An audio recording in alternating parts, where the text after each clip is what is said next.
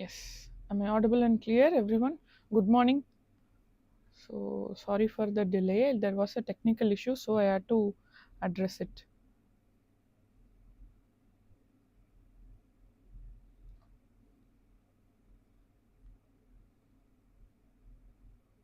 Yes. Yes. Please let me know if I'm audible and clear so that we can start our session today.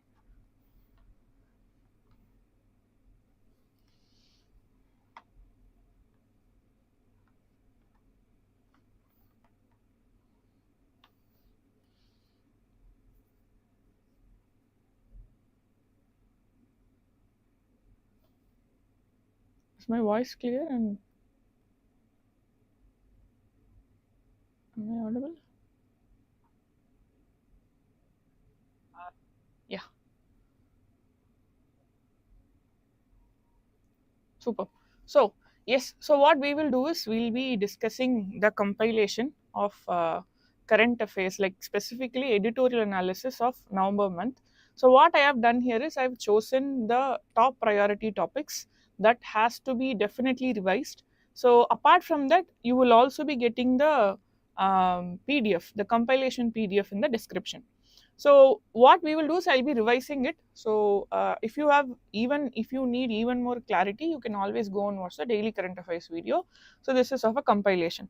Fine. So good morning, hello, good morning. How are you all? How are things going? So and December 2024 is it's about to over soon. So which means January. So that is the time, high time that you start your preparation in a full-fledged mode. So, because UPSC is a marathon, this is the time you have to start increasing your pace of preparation. So, in that process, this compilations, this revisions will help you not just in terms of prelims, but it extends for the mains preparation also. So, we will go into the topic. So, first topic we'll be discussing about the election results, latest election results in Japan. So, the results of October 27 general elections in Japan have thrown all calculations within the G7 country and one of the most powerful economies into disarray. So, this is what is a concept. So, what we will be discussing in this particular topic is what is the importance of Japan India relationships and how this election is going to affect our country. So, this is what something we should know. So, mostly we can expect we cannot segregate that editorial from editorial. We don't get any question in prelims. There is a possibility that we get question in preliminary examination also. So in that part, so we'll be seeing what is the this is one question you can expect in the context of growing multilateralism. Discuss how India and Japan's collaboration in organizations like Quad and ASEAN can serve as counterbalance to Chinese influence in the region. So we see this term, we know this multilateralism, the world is now dividing into groups. So while the world is dividing into groups, India, like now our country is in a situation where we need support because we are also affected by Chinese activities. So in this place, Japan is very important for our country because Japan is also a part of Quad, and India, of course, we are like four countries. They are part of Quad specifically in terms of Pacific Ocean region.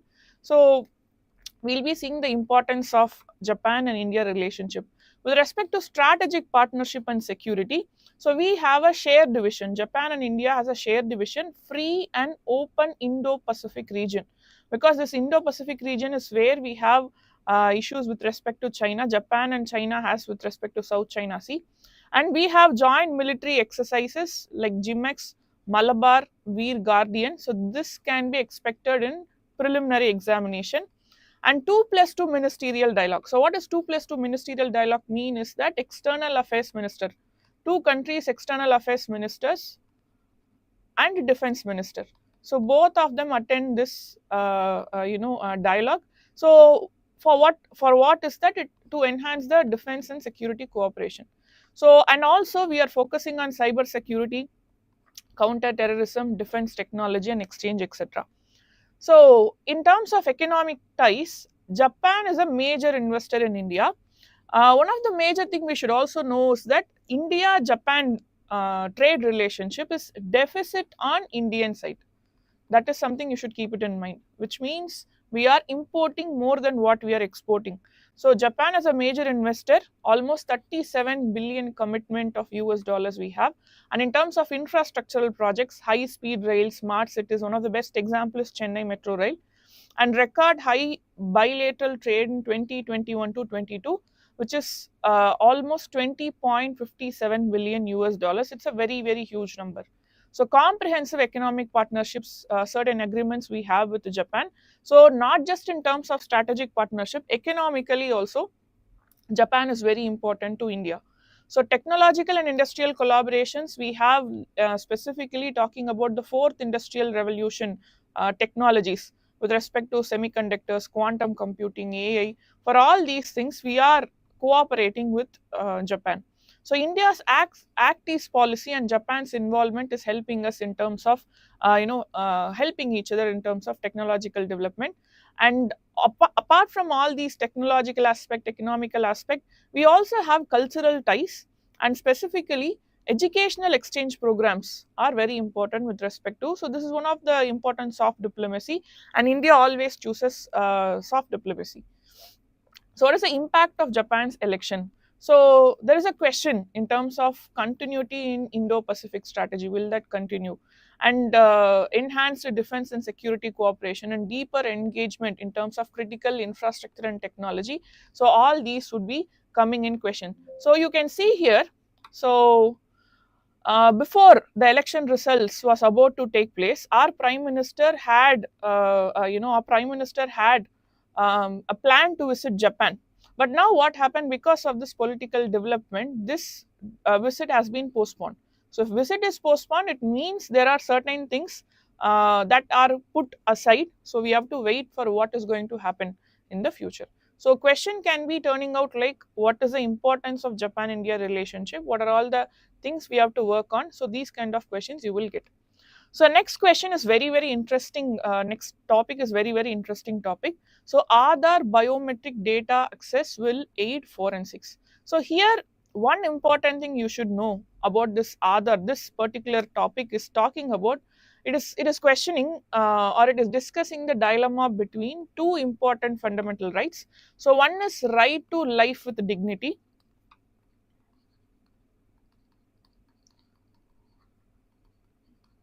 This is Article 21, and right to privacy. This is also in Article 21. So right to privacy, under Puttaswamy case, Supreme Court has declared right to privacy is a fundamental right under Article 21. So within Article 21, these two rights are coming in conflict with respect to the rules and regulations of Aadhaar card. So what do I talk about here is that, so Aadhaar card has important sensitive biometric data. So what is this article about is, why don't we use this biometric data to identify specific people, specifically in terms of people who have lost their life, like unidentified bodies, like due to accident or something. So now why don't we use the Aadhaar data? So here they are here they are comparing United States and India's usage of biometrics. So what they say is, in United States, they have the police department has the access, but in terms of India, according to section 194 Bharatiya Nagrik Suraksha Samhita, the police has to get the high court order to get any information from the Aadhaar. So this is making it very tough for here. There is a question of right to right to life with dignity. So which means, when I talk about right to life with dignity, it's not just living with dignity. It is also talking about dying with dignity. So even euthanasia is also something related to this. So right to life with dignity is questioned in terms of right to privacy. So this is what they are talking about. So the dilemma involves balancing two components of right to life, right to privacy with right to life with dignity. So what they say is, courts have addressed issues such as inhuman practice of keeping a prisoner's body hanging. For example, like prisoner's body after death sentence is executed. So what happened if nobody is claiming? So we won't know what is the identity of individual. So without knowing the identity of individual, every person has a right for last rights in their life. So what happens here, it is becoming very tough to identify the body. Not just, this is just an example, not just in terms of prisoners, it is also the same in terms of all the aspects, like accidents and unidentified bodies are there in mortuaries, and nobody has claimed it because their family might not know that something has happened to them. So even for announcing that this particular person has met with accident and is no more, we need the information. So now what is actually happening, like if there is any unidentified body is found, so what usually takes place is given here. So standard investigating procedure is to examine the body, photograph it, and make a note of distinctive features like tattoos, scars, or deformities, and evidence is collected from the scene. CCTV footage is analyzed, phone records, if available, scrutinized, and information sent to the local police station. So, local police stations, the information would be sent. So, all these informations are there, yes, but are these information enough to properly identify a person? It is becoming a very important question. So what they are saying is fingerprints can be used, collected and sent to fingerprint bureaus to match against the criminal records. So if a person has a criminal record, there is a possibility of identification. What happens if a person is not having a criminal record, and how can we use the fingerprint? So here, the other place where our fingerprint is present is Aadhaar database. So what the article says is that why don't we use this database to give someone right to life with dignity, and this right to privacy is in between the right to life with dignity and the person. So that is what is discussed in this particular article. Yes, are we clear? Yes. So we can see here in this scenario the absolute prohibition in the Aadhaar Act. So what is this absolute prohibition is that there are certain rules and regulation. I will show you. See here, according to section 33 clause 1, so the disclosure of biometric data should be done only using the court order, specifically high court order.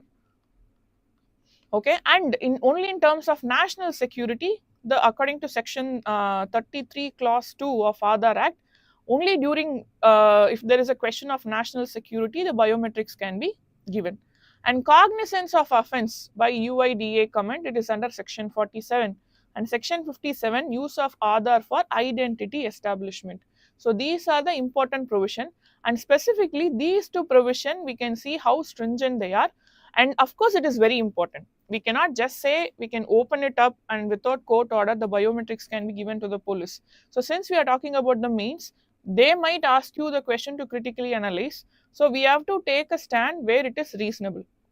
So in this article they have given something like court order is fine, but what they are suggesting is that it's not the high court order, a magistrate court would be enough. Okay, judicial magistrate court would be enough. So it is easy and accessible, and even though there is a check. So that is what they mean in this article. So what I'm substantiating what I told you. So what they are saying is according to section 33, what they are telling you, you need a high court order, especially the police requires a high court order to take the information, biometric information specifically from the Aadhaar database. So high court is very, very tough. Like sometimes mostly high courts are in the headquarters, it would be very tough. So for immediate identification and when time is at the essence, judicial magistrate's order would be enough. So here right to privacy is also upheld, and right to life with dignity is also upheld at the same time. So these are the kind of suggestions you can give. So here we can see the question, discuss the challenges and consideration in allowing access to Aadhaar biometric data for forensic purposes in India while balancing privacy and investigative needs. So this is a topic about like it is a very good question when it is asked in examination. Please don't forget to mention the fundamental rights discussed here. So talking about what is Unique Identification Authority of India, it is established by the Ministry of Electronics and Information Technology, and we have to know that it is issued to the residents. It is not an proof of citizenship. So we have to keep that in mind. It is not a proof of citizenship. It is issued for residents. So it cannot be used as a proof of citizenship, and it enforces strict data privacy rules. So all residents of India are eligible under this Aadhaar Act of 2016, and it is randomly generated. The identification number is randomly generated, and it is not the numbers, the set of numbers do not have any relationship with any of the personal details. Like, we might think this particular number is present, this person is belonging to this city. It is not like that. It is randomly generated, and it is given to the individual person, and that number is mapped with the information of that particular individual, and it is not having any reason behind allotting to that particular individual.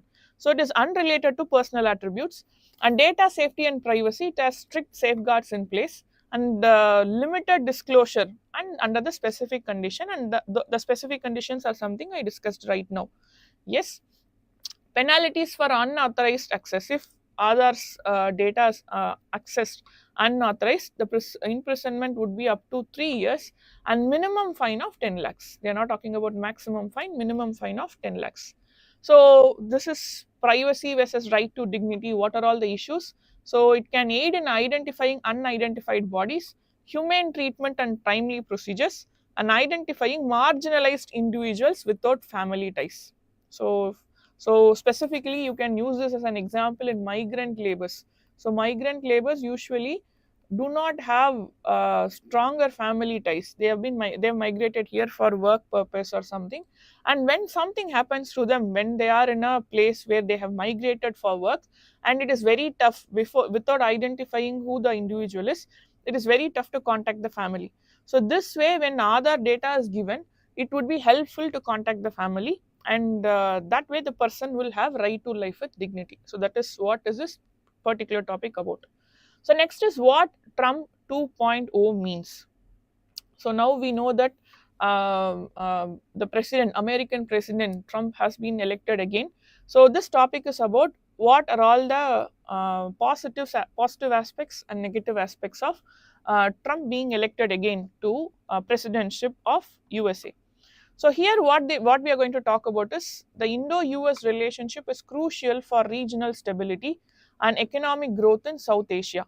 Analyze this statement in the context of potential Trump 2.0 administration, highlighting the opportunities for deepening ties and addressing emerging challenges. So that is this topic about.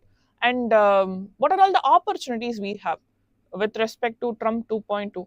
So in terms of trade and economic growth, there is a possibility of free trade agreement negotiations, and the potential can go up to 146 billion, and likely support for Indian investment in US energy like driftwood, LNG, boosting energy security, etc.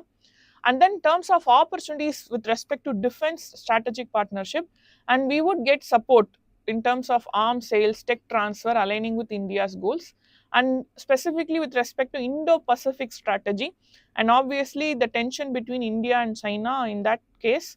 Now we are seeing Russia's inclination towards China. In this situation, USA is a country we should definitely rely upon. So increased US support for joint military activities and intelligence sharing in Indo-Pacific region. That is also something, that is also an opportunity with respect to defense. And counter-terrorism cooperation. So tough stance on aid and addressing cross-border terrorism with respect to Pakistan, and Khalistani extremism, likely opposition to separatist movements aligning with India's security. And what are all the challenges? So when Mr.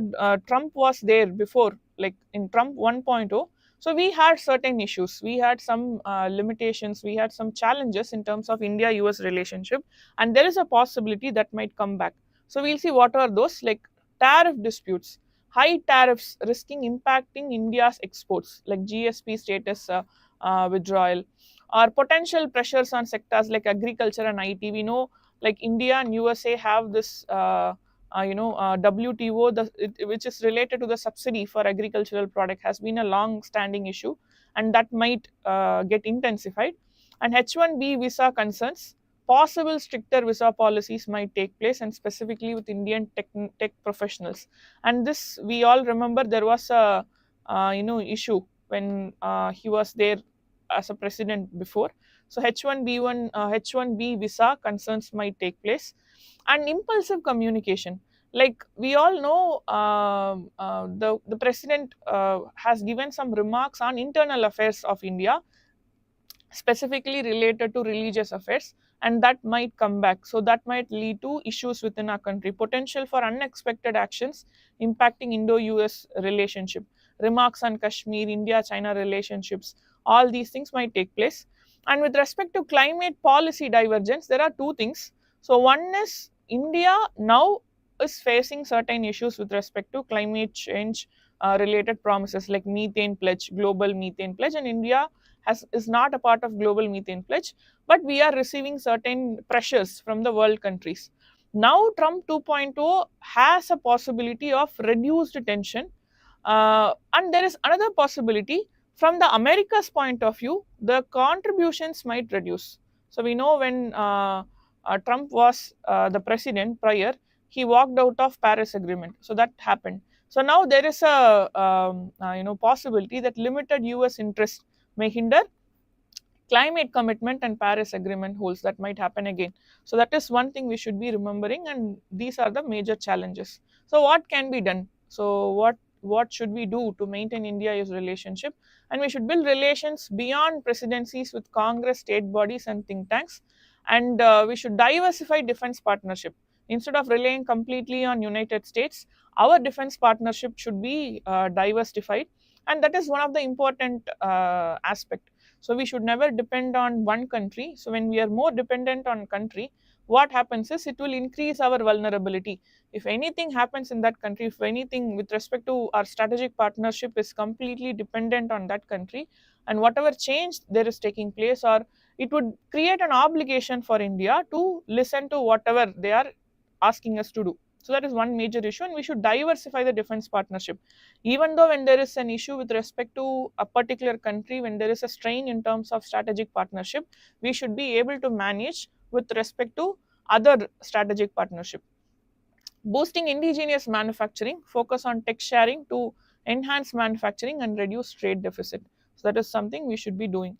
And we have to increase our Quad cooperation to tackle issues in Indo-Pacific region, and immigration challenges, trade and immigration challenges should be addressed immediately.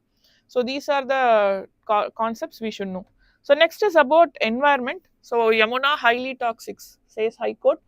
Bins plea to allow rituals on river banks. So this issue is not yesterday's issue. It has been happening for a very long time. We can see here, like in terms of 1994, we have Supreme Court, that Supreme Court has summoned Central Pollution Control Board, and National Green Tribunal in 2015 has initiated Meili Se Nirmal Yamuna Revitalization Plan 2017.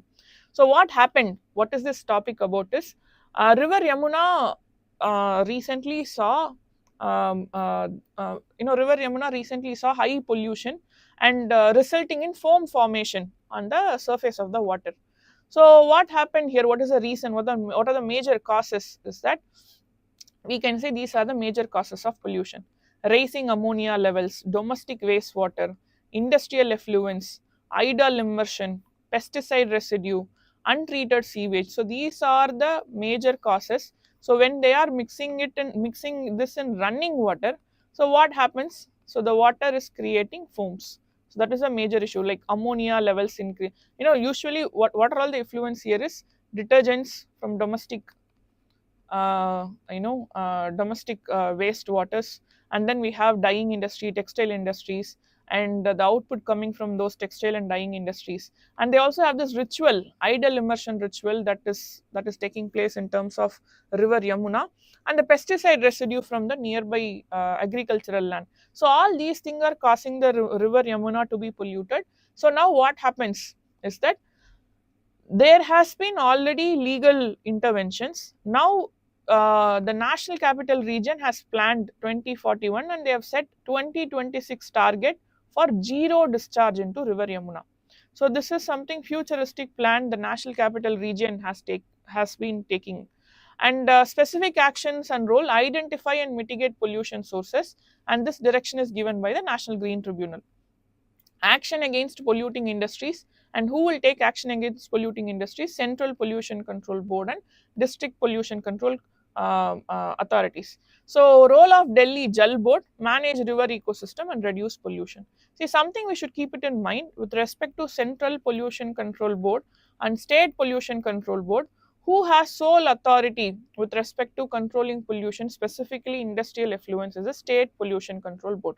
So Central Pollution Control Board only aids the State Pollution Control Board, and the State Pollution Control Board has the sole authority in terms of restricting the restricting the effluents from the industries. Yes, so this is about river Yamuna. So the origin is from the Yamunotri glacier, which is in Uttarakhand, and it flows through Uttarakhand, Himachal Pradesh, Haryana, Delhi. So in Delhi, it joins river Ganga. It's a tributary to river Ganga, and Sangam and Prayagraj are their confluence, and the length is 1,376 kilometers. So we can see here, this is the this is where you have the river Yamuna starting, and it is joining Delhi, and it is joining Ganga in Delhi. Yes, fine. So next one, India, Pakistan and modifying Indus Water Treaty. It is one of the important topic, Indus Water Treaty, because here you can see I have marked certain things. So what is this about? So India is asking for a modification, and how, on what basis India is asking for a modification is, so Indus Water Treaty, something we should know about Indus Water Treaty. So Indus Water Treaty is a treaty signed between India and Pakistan about sharing the water of river Indus, and this is mediated by World Bank. Okay, so in 1960 it was mediated by the World Bank, and it is a treaty about how are we going to share the water of river Indus. So how are we going to share it is here given here. So under Article 2nd and 3rd of Indus Water Treaty, India's exclusive rights over Eastern River. India has exclusive rights over Eastern River. So you can see here. So we have totally 6 rivers. So you have Indus, Jhelum, and then you have Chenab, Ravi, Beas, Satluj. So 6 rivers. So the eastern part, you can draw a line like this. So eastern part, Ravi, Satluj and Beas, this belongs to India. The western rivers, Indus, Jhelum and Chenab, they belong to Pakistan. Okay, so this is the major thing you should know. So Ravi, Beas, Satluj are the eastern rivers. This can be asked in a question in terms of preliminary examination also. Ravi, Beas and Satluj are the eastern rivers, and India has exclusive rights over them. The western rivers, Indus, Chenab and Jhelum, Pakistan has the exclusive right. Even though it looks like we are dividing it into the 2 halves, what happens is 80% of water goes to Pakistan and only 20% of water comes to India. Okay, so this is also something we should know. It is not 50-50 divided. With respect to the direction they have divided, but is both getting 50-50, it's not the same. Pakistan gets almost 80% of the water and India receives only 20%. But something we should know, India is in the upper riparian region and Pakistan is in the lower riparian region. So you can see here, the rivers origin within the territory of India, like if you are dividing it into the upper riparian, lower riparian, which means upper riparian is where the water origins, like where the river starts. So it has to flow through that particular location and then comes to the lower riparian region. So what happens here is that the upper riparian region actually has more advantage, where if we are constructing any hydroelectric project in the upper riparian region, the lower riparian region will have water restricted. This similar case we can see in terms of states also, like how Kaveri dispute, Karnataka is in the upper riparian region and Tamil Nadu is in the lower riparian region. So similarly here, even though according to Indus Water Treaty we are supposed to take only 20%, India is in the upper riparian region, but still we are this issue is going on. So what happened here is, this permanent Indus Commission is established to maintain communication and resolve dispute, and the meeting should be taking place once a year. And the permanent Indus Commission, like what is the dispute resolution mechanism, is that permanent Indus Commission for routine questions, like every 1 year they will meet, and in terms of any issue they will take the neutral experts advice. even after taking the advice, like first you have the Indus Commission and there the dispute does not get resolved, and then you have neutral expert, even though it is not settled, we have this court of arbitration for the persistent disagreements. So this is the different layers of dispute resolution mechanism under Indus Water Treaty. So inspection of Indian projects on western rivers, we have certain projects on western rivers, Pakal Dal, Lower Kalni on Chenab, Kishan Ganga hydroelectric project in Jammu and Kashmir, and Rattle hydroelectric project on Japan. So this Kishan Ganga project is when this court of arbitration, when Pakistan said this Kishan Ganga hydroelectric project should not be done and it is going to have an environmental impact on the river, the court of arbitration actually allowed India to go for this Kishan Ganga hydroelectric project. So under what is this happening is that you can see here, according to Article 12 of Indus Water Treaty, it allows modification in the treaty from time to time, lays down a very high threshold, duly ratified treaty concluded for the purpose between two governments. And if one goes by the plea made by India and Pakistan during the Kishan Ganga 2013, that is what happened. So at that particular time, the Court of Arbitration gave permission for our country. The Hague-based Permanent Court of Arbitration gave permission. They did not side with Pakistan. They gave permission for the country under Article 4, Clause 6 of Indus Water Treaty. So, what are we talking about? Why is India asking for this modification? Is that now the water usage levels are in the need for our country, need for India, the water usage is increasing. So why? Because we have various factors. So what are the various factors? Why are we demanding for more water access? Is that we have certain issues with respect to population increase, okay, and then growing need for water in terms of agriculture, and then we have climate change. So according to climate change reports, 30 to 40% of decrease in Indus water flow would take place. So already we are receiving only 20%. If this climate change is going to reduce further 30 to 40% of water, it is going to cost India a lot in terms of water security. So what are all the suggestions we can take it from here is that, so given the lack of trust between two parties, formal negotiation should take place instead of these two countries sitting and talking with each other, like how World Bank in 1960 did a negotiation. Another negotiation should take place with respect to how are we going to share Indus water. Fine. So that is about this topic. So what kind of question they can get here? The interlinking of rivers can provide viable solutions to the multidimensional interrelated problems of droughts, flood and interrupted navigation, critically examined.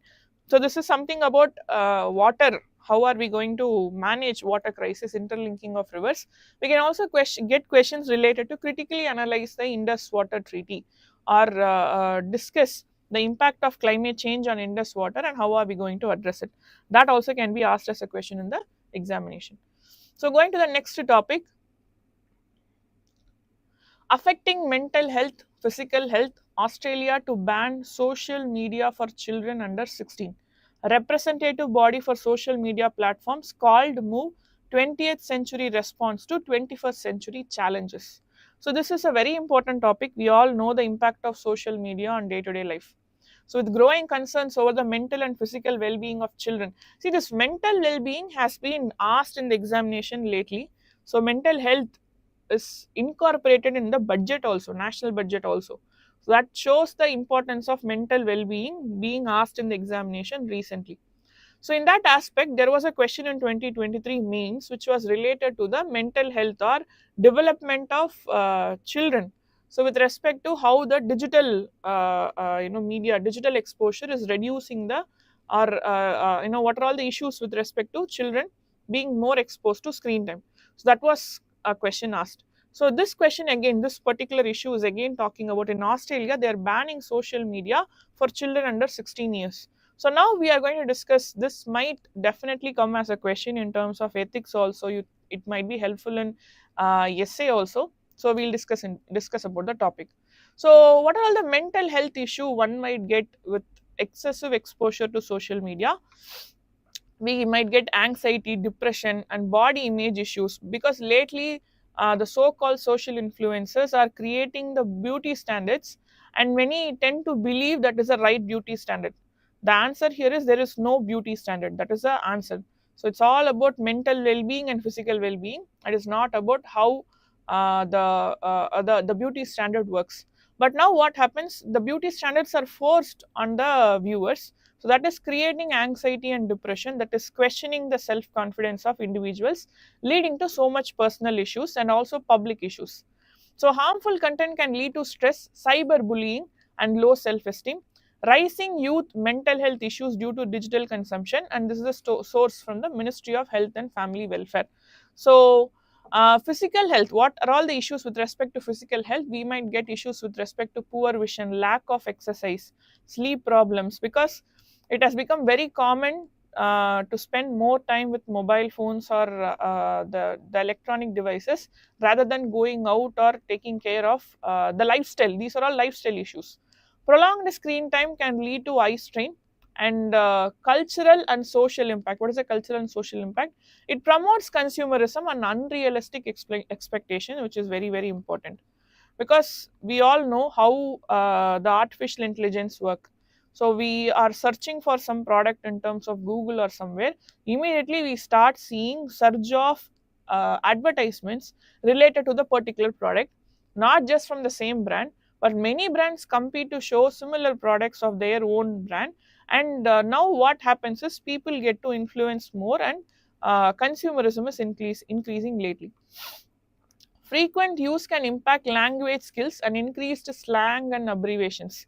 So now there are many abbreviations that has been used. So what happens? See, language skills are very important. So what is this about? Is that sometimes we use certain terms. One example is LOL, laugh out loud. So here what happens? We are using an abbreviation. So instead of communicating what you really think, you are using an abbreviation. So what happens? The language skill is affected here. Only a person who knows what is LOL can understand what we say. So this has become a major issue. Usage of short forms. So this is even reflecting in terms of I've seen this has been reflecting in terms of mains answer writing also.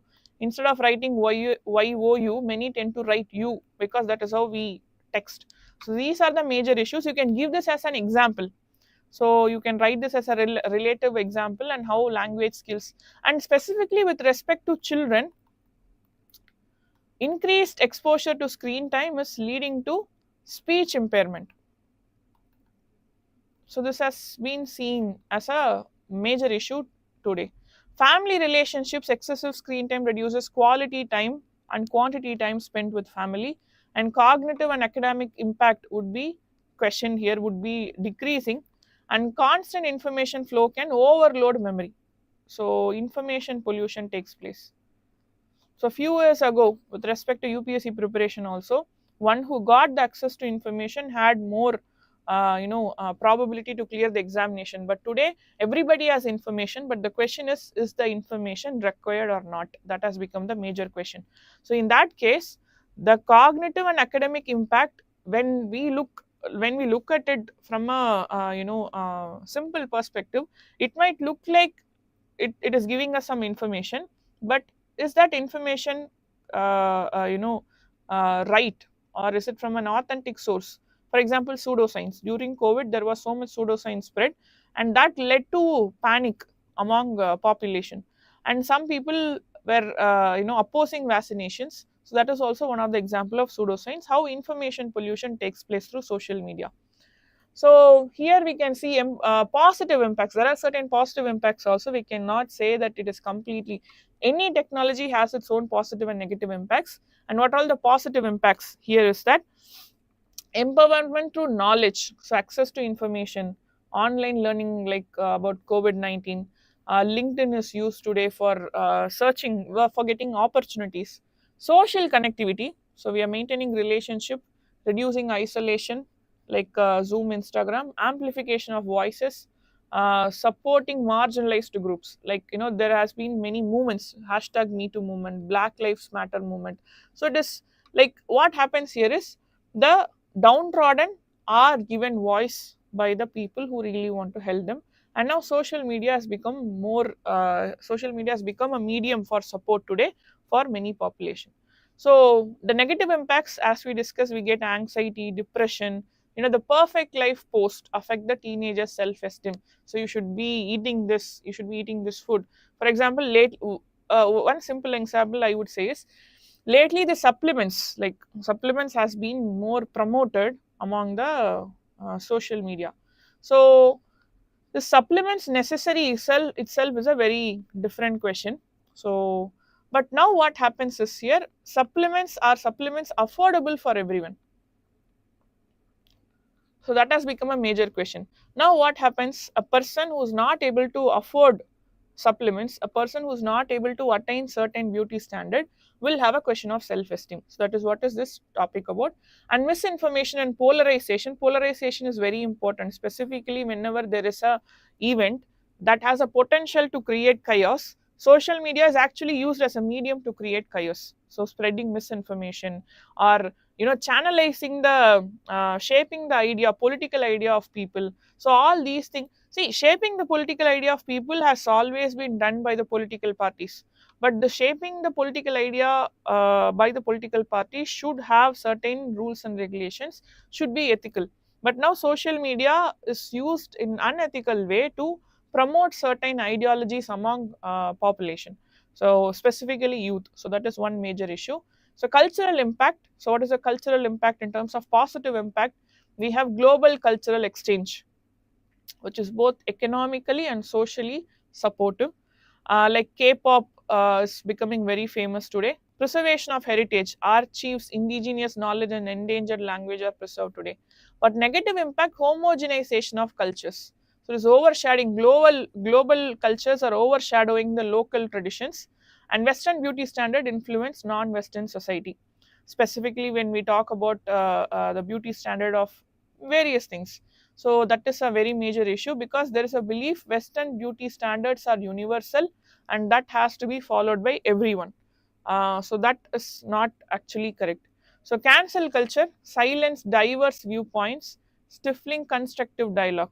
So immediately canceling, like when someone is the simply speaking, right to freedom of speech is curtailing because of the social media. Yes. So next is economic influence of social media. So positive impacts, we have digital economy developing and job creation takes place. But exploitation of data is also becoming a question here. Questioning of privacy has become a major issue here. Scandal highlights data misuse.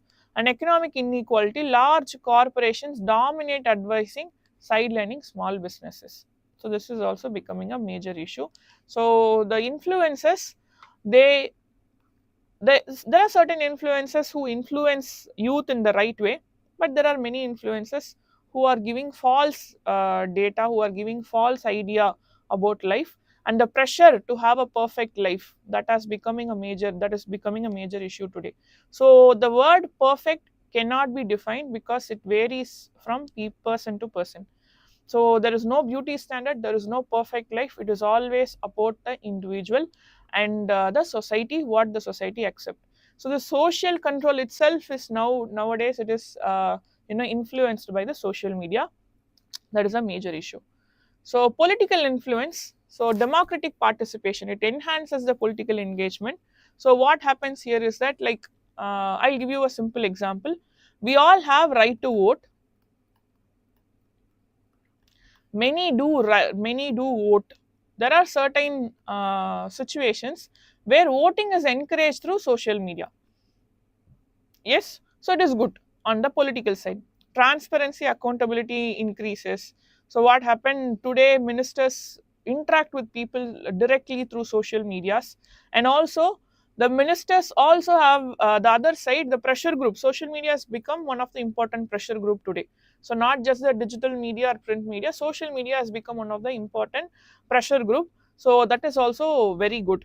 So grassroots mobilization, it amplifies activism. Example, Arab Spring, in terms of social media and social media's impact on politics, positive impact on politics. But coming to the negative impacts, it manipulates the public opinion. So you take a person, like a person today can become, see, anybody has a right to become a politician. So that's not a question here. But how is the ideology influencing the people? What are all the data they are given to the people? How are they influencing the people? So all these things matter. So it is not that generally we should not, the answer here should not be do not use the social media at all. The answer here should be using the social media with responsibility, and for that we need certain rules and regulations. That is what we have to discuss about. So that is what about this social media and pseudoscience. And solution, we have to use AI driven tools to flag pseudoscientific content, and investment in digital literacy. So we have to increase the literacy among population. We have to make people understand how we have to use the social media, and that is very important. So am I clear? Shall we go to the next topic? Yes.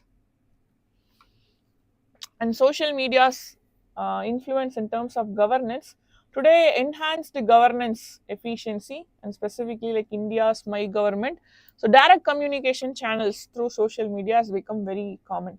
We can see offices today, they have the position has channel. Like district collector of a particular district will have a page. So, what happens that district collector's page will be posting what are all the undertakings done by that particular administration. But the other side, if there is any issue, what happens, the people are directly able to contact the administration through the social media. So e-governance is becoming more efficient by the usage of social media, and facilitates coordination during disasters like Turkey Syria earthquake. So we are able to mobilize masses, we are able to mobilize resources through social media.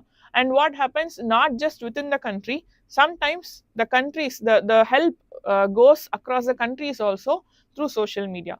Because instead of knowing it from the news alone, now we are knowing through social media also. So now mobilization of resources is becoming even more efficient and possible in many places.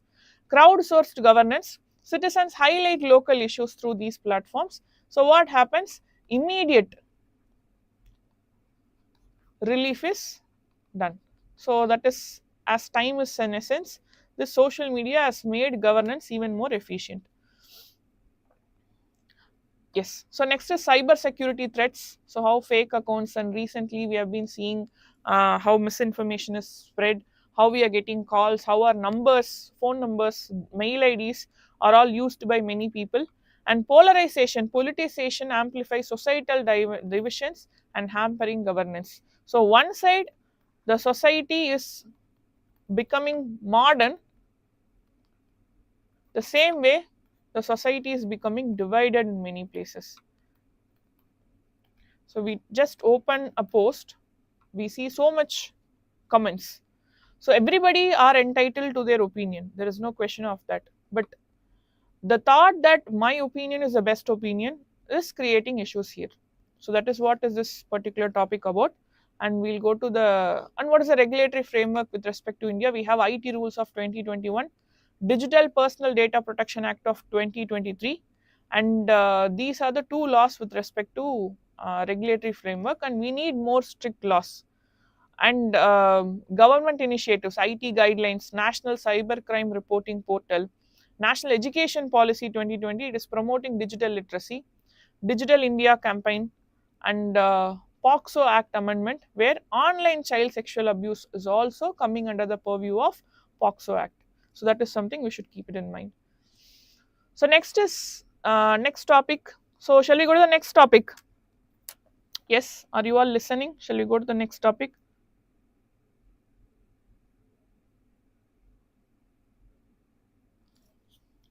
Yes.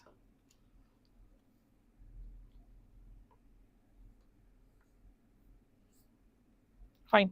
So next topic is Supreme Court's test of a minority institution. So the top court has laid. So this topic is about what comes under the purview of minority institution.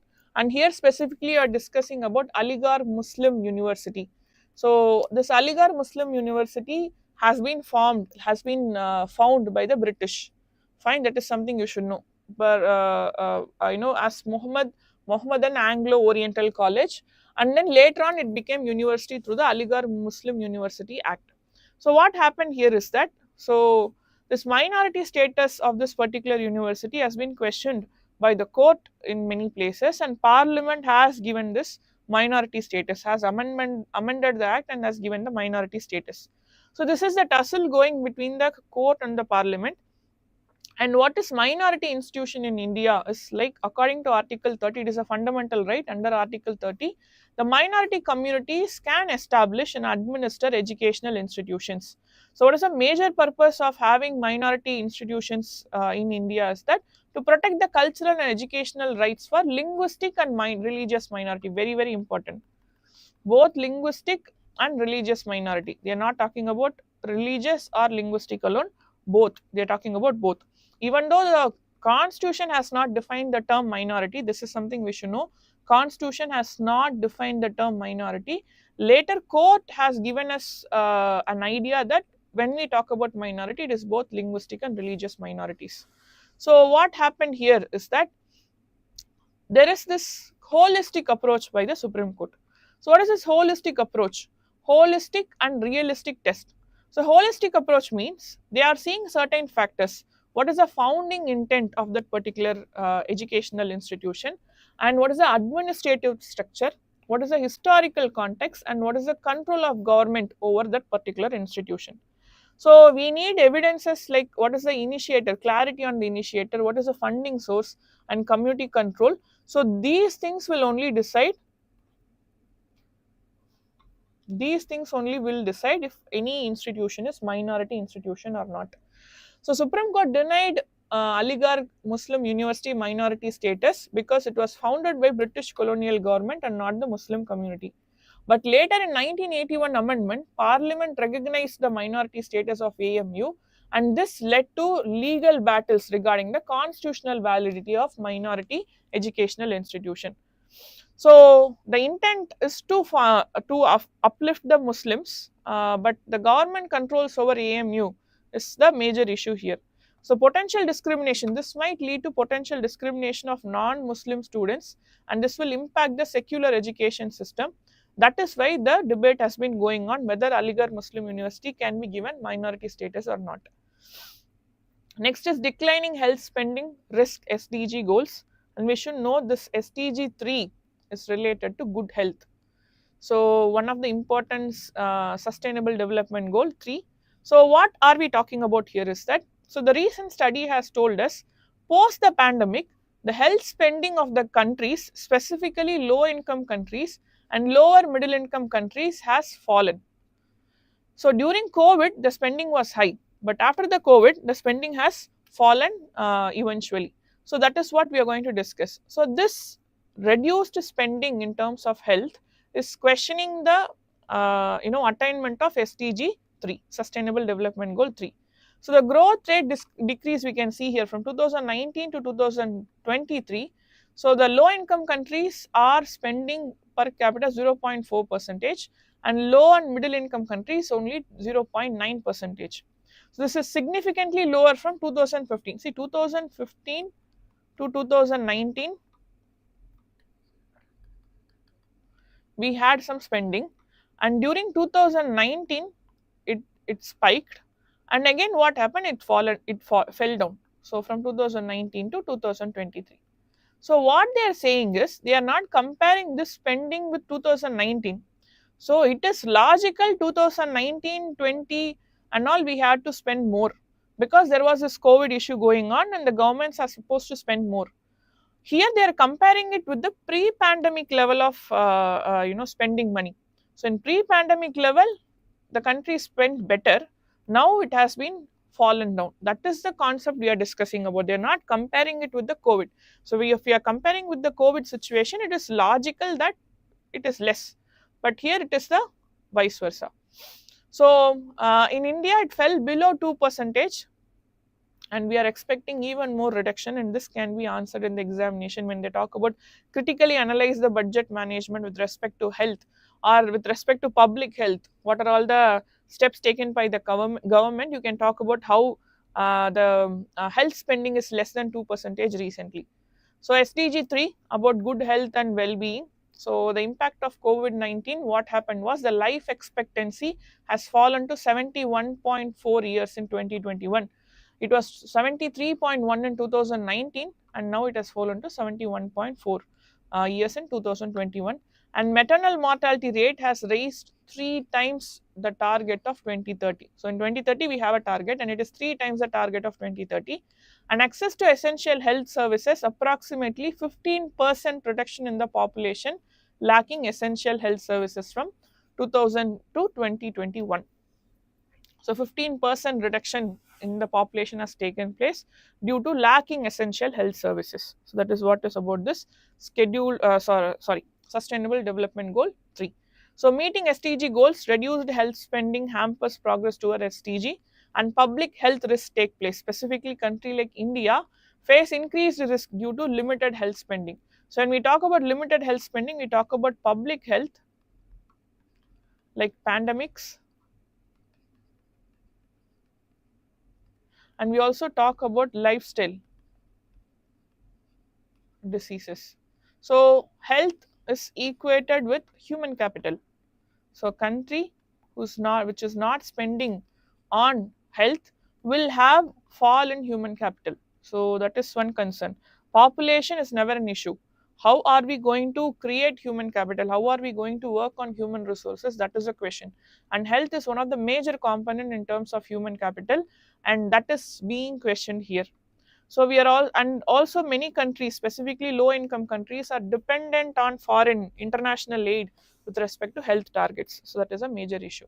So what we have to do, we have to prioritize in terms of budget allocation, and we have to explore innovative, efficient ways to optimize health resources, and we have to leverage digital health solution, and sustain international support with respect to essential health funding should be done.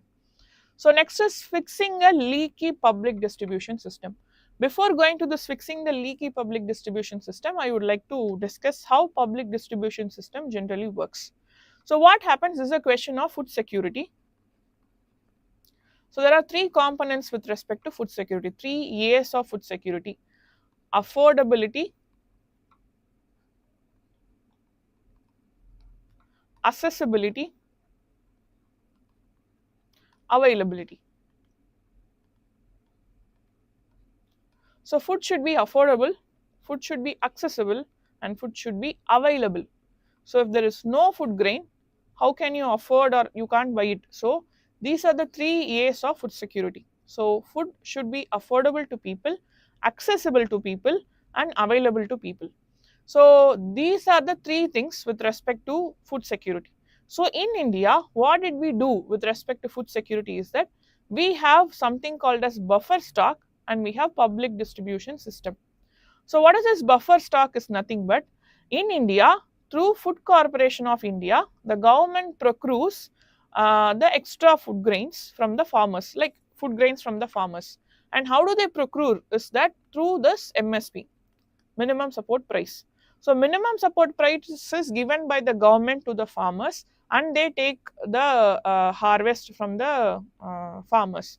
So this minimum support price acts as two important concepts. One is for food security, and other is for security for the farmers. Yes, fine. So through this we build a buffer stock, and due to adverse events or for people who are in need, through public distribution system, this buffer stock is given to the people, and this ensures the food security. So this is how food security, this is how the public distribution system works. So in public distribution system, we have certain schemes, or we have this ration shops. So all these come under the concept of public distribution system. So this is the major understanding you should have related to food security. So this is this particular topic is talking about how is leakage in terms of public distribution system, and why are we going to address it. So critically analyze the challenges faced by India's public distribution system and suggest reforms to make it more efficient. So that is the topic here. Yes. Yes. So India's, just now I discussed about public distribution system. It is managed by the Ministry of Consumer Affairs, and what is the purpose is to manage food scarcity and provide affordable food grains. So how did this public distribution system evolve? So we had this World War II, and there we had this rationing measure taking place, and then reliance on imports took place. And what happened? The expansion to address shortages started taking place, and universal subsidized food scheme came into play. So what is universal subsidized food scheme is that less than market value, like we had 5 rupees per kg rice, wheat and all, so that comes under subsidized food scheme.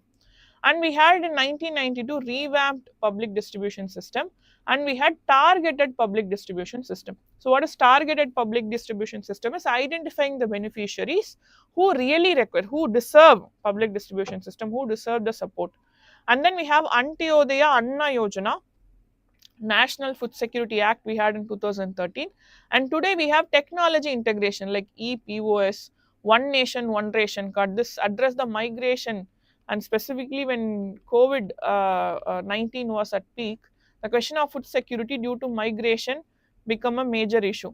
So people who had ration cards only were able to access the PDS. I told you accessibility is also one of the important factor of food security. So to improve the accessibility, one nation, one ration card came into play. So this is one of the example how like affordable, yes, subsidized food scheme we have. Availability, we have buffer stock. So now for increasing the accessibility, we have this one nation, one ration card scheme. So this you can write as an example in the mains examination if they ask you. So how is this flow of public distribution system take place? I just told you. So MSP and Food Corporation in India and state governments, Food Corporation India will be allocating the buffer stocks, and the states will be distributing it to the fair price shops, or what we call it as ration shops. And here we get the food products in the subsidies, not food products as such, grains at the subsidized prices. So reconsidering free food subsidies. So now we have sustainable support, targeted approach, and current coverage. Pradhan Mantri Garib Kalyan Antyodaya Yojana. So under this, poor people are poor, below poverty line people are supported with subsidized grains. And benefits of targeting, redirect funds to the developments. And what happens is, now since we are targeting, what happens? We have the beneficiary and we are efficiently using the funds. So the funds are now directed to the development. And targeted approach focuses on neediest 15% of the population. So that is how it is working today. Fine. So what happens? It is more efficient. Public distribution system is more efficient.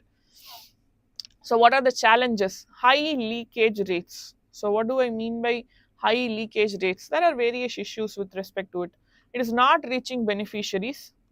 Beneficiaries are denied in terms of ration shops. Extra charges are taken with respect to ration shops. Sometimes black market selling of products from the ration shops, all these take place. Sometimes misallocation and inefficiency take place. Nutritional gaps has become major issues because this public distribution system focuses on staple grains, but there are issues of micronutrients. So when you talk about food security today, we are not just talking about food security, we are talking about nutritional security. So public distribution system is fulfilling food security, but is it fulfilling nutritional security is a very big question, and the answer is not always yes. So overreach of coverage, subsidies may benefit less needy individuals, straining resources. So that is why we want targeted, and the targeted public distribution system should be made more efficient. So exploring direct cash transfer and alternative solutions. So we are trying to minimize the leakage, like how we have direct benefit transfers, DBT. So we are also going for direct cash transfers, so instead of DBTs. And then these are the percentage, how much leakage is taking place. All India, it is 28% of public distribution system leakage is taking place, and we see Andhra Pradesh standing in the top with 63.18%, and we see Nagaland second, Gujarat, Himachal Pradesh, Uttarakhand, and all the states. And yes, so we have Telangana to be the least. Yes, so this is something you should know, and Andhra Pradesh stands top. Yes. Next topic. Yes. Why Delhi must reach out to Jakarta? So this is about what is the importance of India and India-Indonesia relationship. So in current geopolitical scenario, how countries like Indonesia and India, which have early cultural ties, are also equally potential for political ties, substantiate. So it is a 250 mark question. So what are we going to write? We have to talk about what is the importance of India-Indonesia relationship. So ancient historical ties we have, ancient maritime trade routes we had, because when we talk about South India, Cholas are known to have relationship with Southeast Asia. So influence of Indonesian art and culture is their Porbandar, Paramban, Wayang Kulit, Kekan dance, Ramayana ballad. So all these have Indonesian art influence. And Hinduism and Buddhism were spread. So we have shared division of post colonial Asia also, that is also something we have. Economic relations, bilateral trade, billion US 38 billion target and USD 50 billion by 2025. That is our target. And we have invested in mining, information technology, infrastructure, pharmaceuticals through public-private partnership. And Indonesia exports to India palm oil. We are importing palm oil from Indonesia. And this is very important question. This has been asked in films also. We are importing palm oil from Indonesia. And areas of cooperation: tourism, renewable energy, pharmaceuticals, textiles, IT, capacity building, and digital infrastructure. These are the areas of cooperation. Both work hand in hand. So, with respect to defense and security cooperation, Indo-Pacific strategy very important, because when we see the map, you will understand. So, we have this Indian Ocean. So, this is the route. Minimum of 20 percentage of trade of the world takes place through this route. So, this area, we have India here and we have Indonesia here. So what happens here is that we see this cooperation with respect to India, and we need cooperation of Indonesia to take care of the strategic importance. So joint defense exercise, Samudra and Shakti, counter terrorism and maritime security, regional forums we have, Indian Ocean Rim Association, and strategic significance and geopolitical dimension, we have to balance the China's influence, and India has active policy, and under which the ties between India and Indonesia is important. And now Indonesia's capital has been relocated to Nusantara because of threat due to rise in sea level. This can be asked as a question. So Jakarta is, now they have relocated to Nusantara. So this major reason is because of climate change issue. So these are the non-aligned movement, Indonesian, Indian Ocean Rim Association, G20 and BRICS. These are the places where both India and Indonesia cooperate. So challenges we have are Chinese influence, trade imbalance, pace of bilateral engagement, and strengthen Indo-Pacific cooperation, naval exercises, diversify trade and investment, economy, renewable energy, engage in ASEAN, and promote cultural and educational exchanges. So because we are related with Buddhism and Hinduism, soft diplomacy would be very effective with respect to Indonesia and India. Yes. So we'll be discussing the remaining in the next session. So part 2, we'll be having a part 2 and we'll be discussing that very soon. So thank you so much. I hope this session was very helpful for you. So if there is any doubt, you can ask me now. We'll be discussing the remaining in the next session. Yes. Is there any doubts? You can please ask me.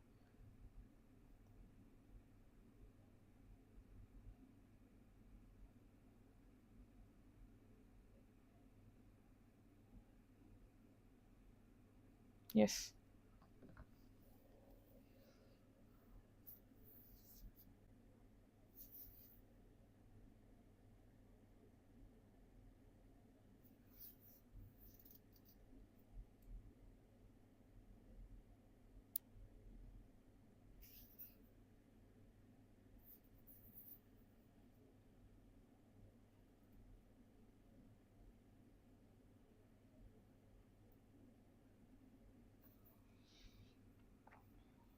Okay. So I hope there is no doubt.